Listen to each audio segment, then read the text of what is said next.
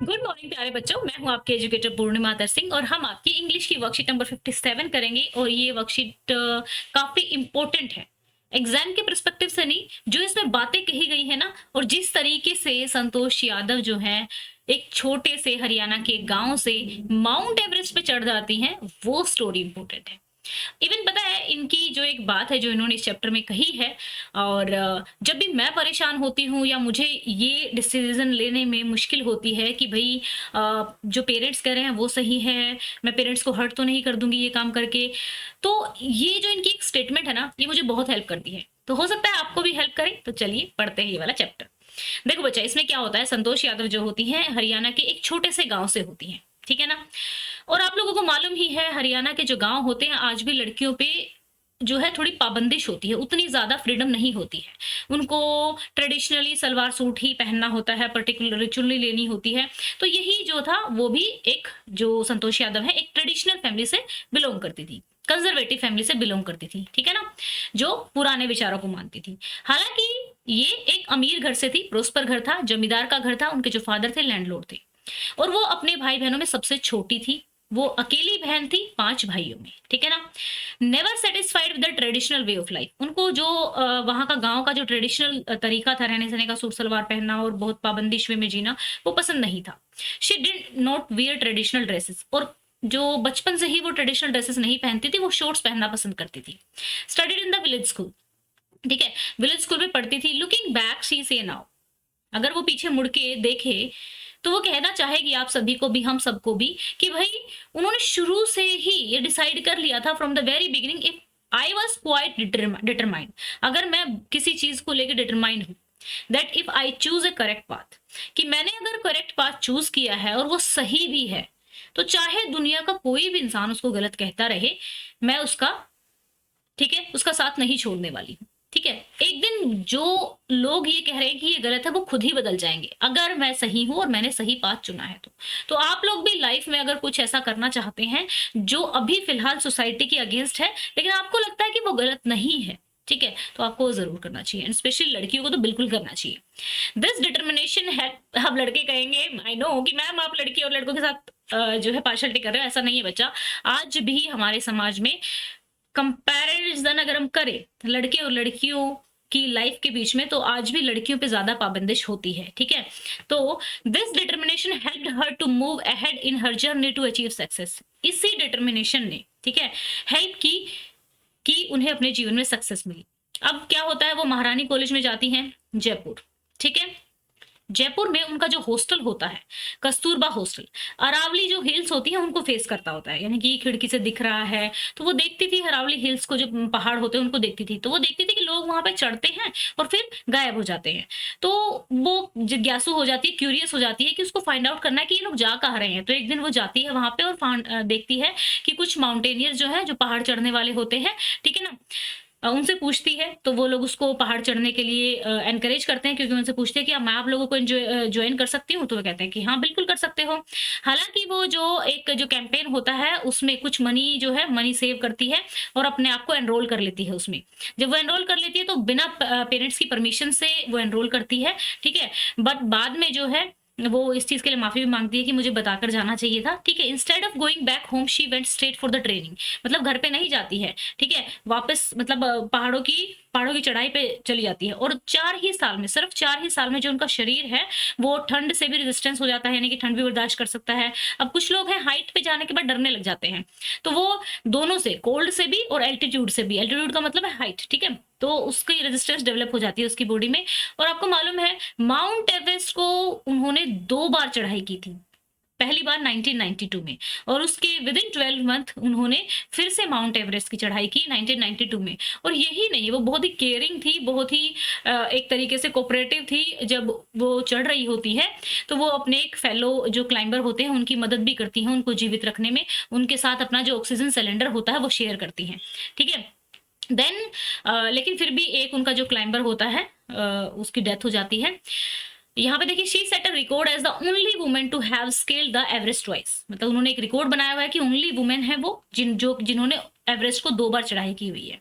The Indian government ने उनको Padmashri award दिया हुआ है, नेशन का टॉप अवार्ड है ये, ठीक है। जब उनसे पूछा जाता है कि उनको कैसा फील हो रहा था, तो वो कहती है कि जब मैं भारत का झंडा माउंट एवरेस्ट पे फहरा रही थी, ठीक है ना, तो वो कहते हैं कि ये फीलिंग ना अनडिस्क्राइबेबल है, मैं इसको डिस्क्राइब ही नहीं कर सकती। कुछ फीलिंग्स ऐसी होती हैं, आप लोगों की भी होगी कि इतनी खुशी होती है, उस खुशी को हम शब्द नहीं दे सकते हैं किसी चीज को लेके, बस हम उसको फील कर सकते हैं। अरे यार, ये वाली फीलिंग होती है हमारे अंदर, जैसे गुस्सा एक फीलिंग है, दुख एक फीलिंग है, कुछ फीलिंग ऐसी होती है जिनको हम डिस्क्राइब ही नहीं कर सकते। वो खुशी से भी कुछ परे की होती है, और बहुत ही मतलब मिक्सचर होता है कई चीजों का, क्योंकि वो अपने देश को रिप्रेजेंट कर रही थी वहां पे, तो she was feeling very happy, and इसलिए वो कहती है, it was a truly spiritual movement, I felt proud as an Indian.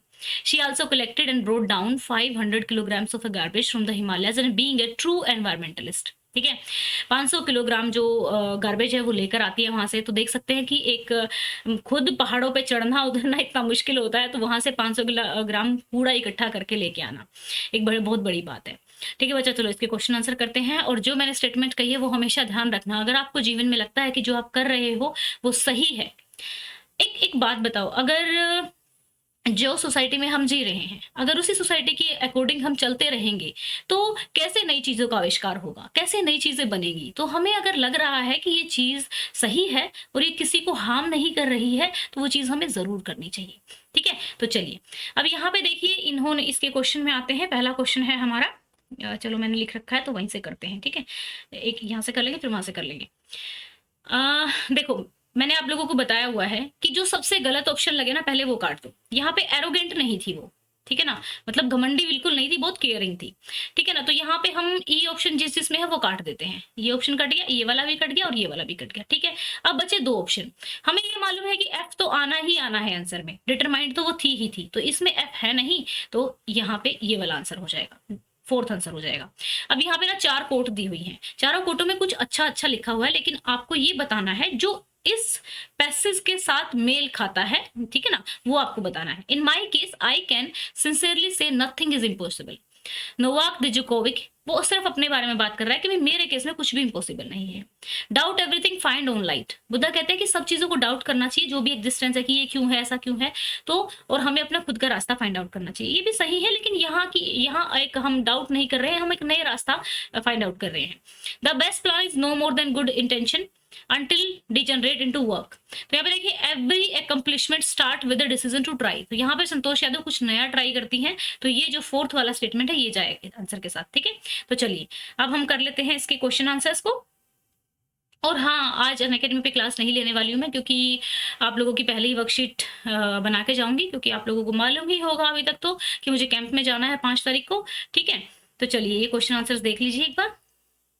देखो, choose the correct option which show the qualities of Santosh Yadav.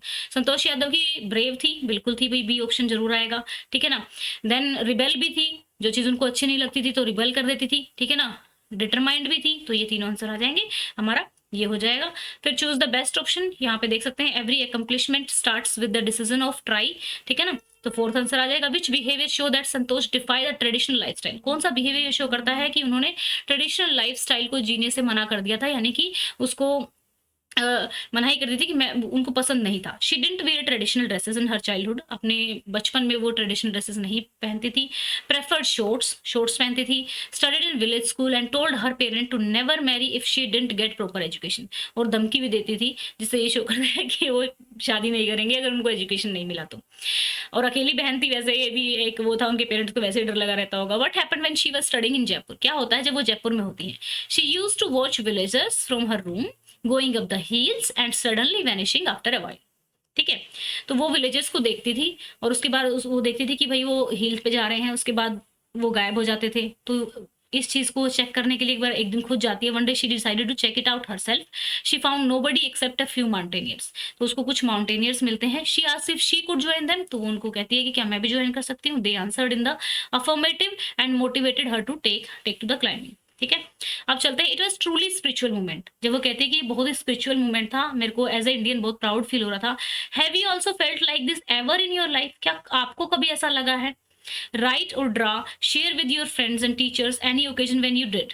ठीक है, example when India win some sports tournament, तो like आप ये कह सकते हैं जब आपको लगा कि यार मजा ही आ गया, लाइक ऐसे करके। ठीक है। मतलब ठीक है, कोई और विक्ट्री ले रहा है, या हो सकता है आपने अपनी लाइफ में कुछ ऐसा अचीव किया हो। तो अगर आपने नहीं किया तो आप एग्जाम्पल दे सकते हैं। तो यहाँ पे देखिए, as a child I have always been fascinated by the stars. Fascinated मतलब कि मेरे को बहुत अच्छे लगते थे, अट्रैक्टेड रहती थी मैं स्टार्स की तरफ, in the sky, and hence I have never really understood why Indian ladies worship moon and natural satellite to earth. And when I first read about the first man walking on the moon, ठीक है ना, तो यहाँ पे एक second, तो चलिए यहाँ पे, ओके फाइन, एक सेकेंड एक सेकेंड। तो यहाँ पे देखिए, तो मुझे लगता था कि यार जो हमें मालूम है कि ये एक अर्थ के चारों ओर चक्कर लगाने वाली एक नेचुरल सैटेलाइट है, तो ये मून को वर्शिप क्यों करते हैं, मून की पूजा क्यों करते हैं? आप लोगों ने देखा है ना, करवा चौथ पे पूजा की जाती है चांद की। When I first read about the first man walking on the moon, जब मैंने पहली बार ये पढ़ा, ठीक है, कह रही कि जब मैंने पढ़ा कि भाई कोई आदमी जो है चांद पे चल रहा है, it was unreal to even think about such an achievement. कितना लाइक सोच के लगता है यार चांद पे कोई जा रहा है।